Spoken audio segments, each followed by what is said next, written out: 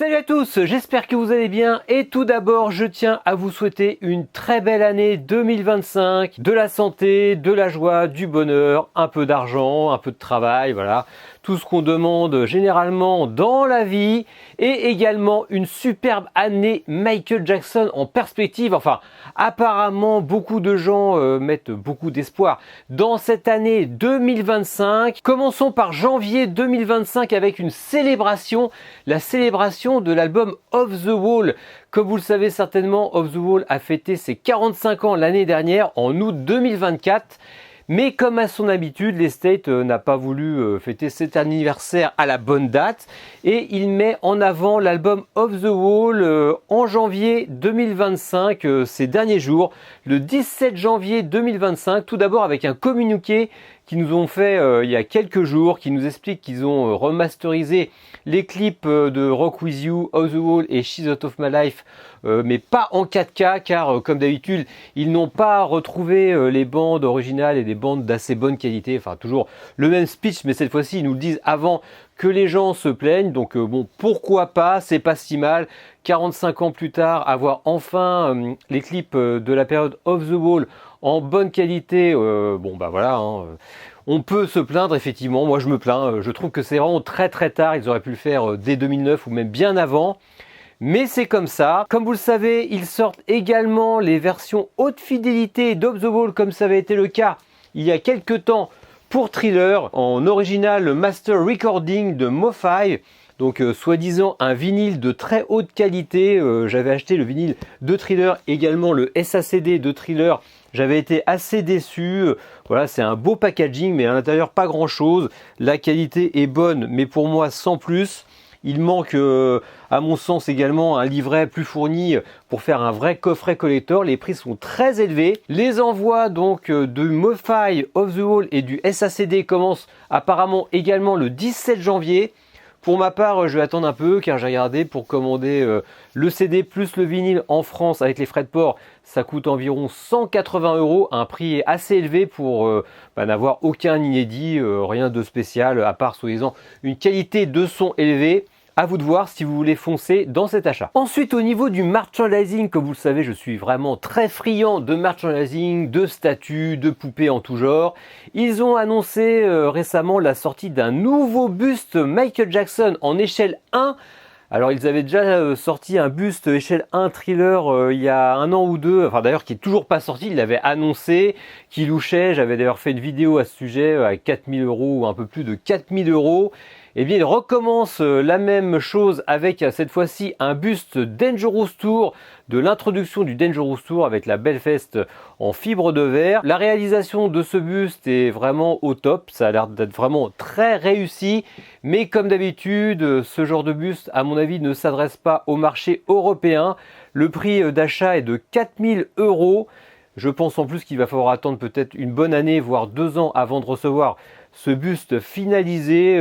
Franchement, pour l'Europe, c'est très cher. Je pense qu'il vise surtout le marché asiatique, mais en Europe, je ne connais pas beaucoup de collectionneurs qui va craquer pour ce buste. Il y a une autre statue, cette fois-ci beaucoup plus abordable, qui a été annoncée au début de l'été 2024, juste après les réceptions de la fameuse statue qui avait sorti pour juin 2024 de Michael au Dangerous Tour. Ils ressortent encore une statue Michael Jackson Dangerous Tour, cette fois-ci avec une autre veste, avec une autre échelle. Je n'étais pas très convaincu car il s'agit cette fois-ci d'une taille 1/6 comme les Hot Toys, donc c'est vraiment très petit. Pour rappel, cette version de Michael est à l'échelle 1/4 et la version Smooth Criminal était à l'échelle 1/3. Donc là, on part sur une statue encore plus petite, une statue articulée, donc on serait même plus sur une poupée articulée qu'une statue. Prix d'achat 599 €, je me suis malheureusement laissé tenter. Tous mes amis m'ont dit tu vas regretter, dépêche-toi, elle va être sold out. Effectivement, elle a été sold out très rapidement. J'ai donné pour le moment 80 € à mon avis, ou 80 € d'acompte. Je ne sais pas quand est-ce que cette petite poupée va sortir, mais je pense déjà à la revendre à la réception. Je pense que je vous ferai un unboxing pour voir la qualité de cette poupée, mais je pense que c'est vraiment très cher pour ce que c'est. Pour rappel, la version 1/4 du Dangerous Tour, qui est vraiment somptueuse, m'avait coûté 500 €, frais compris, avec frais d'importation, shipping, etc.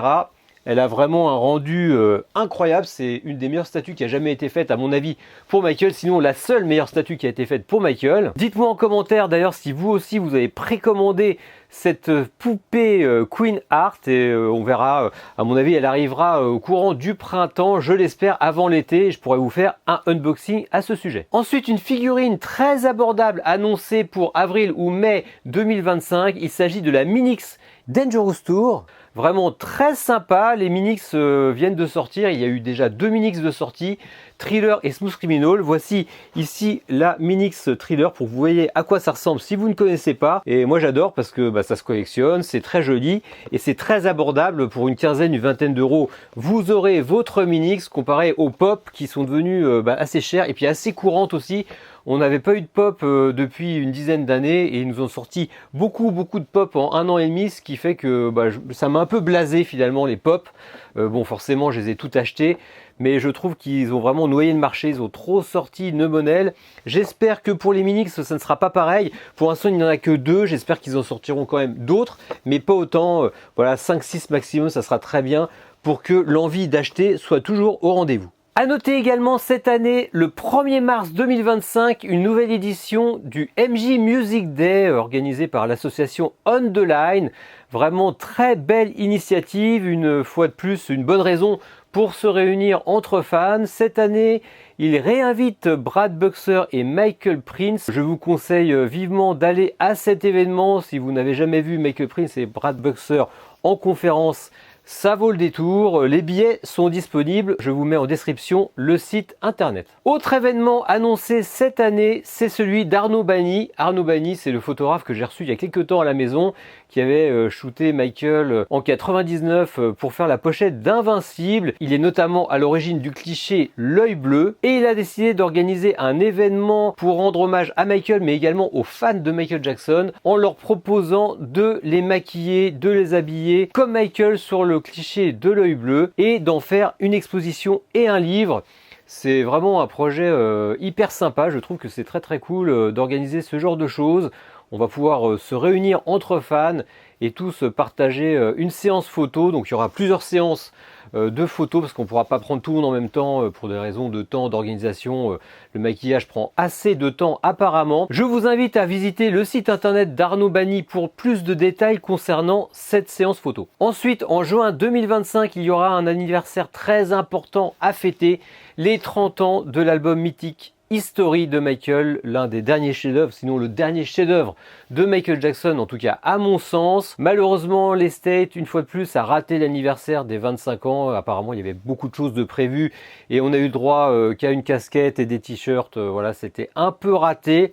Espérons que cette année 2025 nous donnera un coffret collector digne de ce nom pour fêter cet album. Certainement aussi peut-être une réédition en vinyle. Je vous rappelle que cet album n'a jamais été réédité en vinyle, à part en picture disc, mais il n'y a pas eu de réédition pour History. Ça nous manque cruellement. Et pourquoi pas rêver encore un peu plus et imaginer un History Tour en Blu-ray, des images inédites, des images de répétition du History Tour, enfin je ne sais pas. Il y a tellement d'idées à creuser. Nous croisons les doigts pour cette année en juin 2025. Et pour terminer cette année en beauté, comme vous le savez, arrive en octobre le biopic Michael, qui était initialement prévu en avril et qui a été reporté pour des raisons de planning marketing pour faire un score beaucoup plus élevé. Ils ont vraiment beaucoup d'ambition autour de ce biopic. Je ne m'étais pas encore exprimé au niveau de ce projet de l'Estate. Je trouve que c'est une très bonne initiative.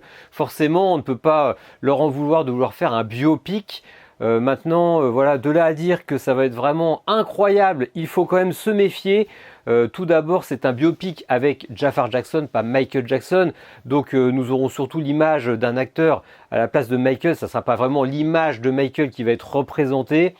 Comment vont-ils traiter la vie de Michael? Vont-ils aborder tous les sujets et tous les aspects de sa carrière?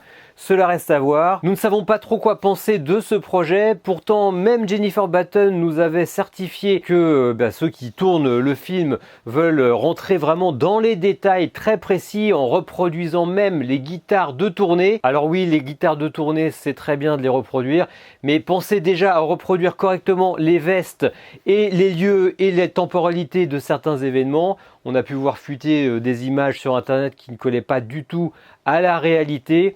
C'est pour ça que pour l'instant je suis un peu sur la réserve. Forcément, si c'est un succès, Michael va revenir au devant de la scène. On va encore plus l'entendre à la radio, on va sûrement le voir à la télé. Malheureusement, si Michael revient dans l'actualité, eh bien, il y aura aussi les détracteurs qui vont revenir avec et qui vont essayer de nous casser le moral. Donc voilà, je suis un peu dubitatif concernant ce biopic, mais pourquoi pas. J'espère en tout cas que l'estate va organiser quelque chose en grande pompe, peut-être un titre inédit également pour accompagner le film. Il y a aussi des rumeurs de documentaires sur Netflix pour la fin de l'année. Enfin, il y a plein de choses. Moi, ce que j'espère surtout, c'est qu'ils vont nous faire une belle avant-première à Paris et dans tous les grands cinémas du monde pour que les fans se réunissent autour d'un projet, enfin un projet sérieux de l'estate. En tout cas, ce biopic fait beaucoup parler et sera le projet majeur de 2025. J'espère que ce biopic ne va pas éclipser le projet de History 30, voilà, ça serait vraiment dommage de passer à côté de l'anniversaire de cet album. Bon, et bien voilà, c'est tout ce que je pouvais vous dire aujourd'hui sur les prévisions 2025.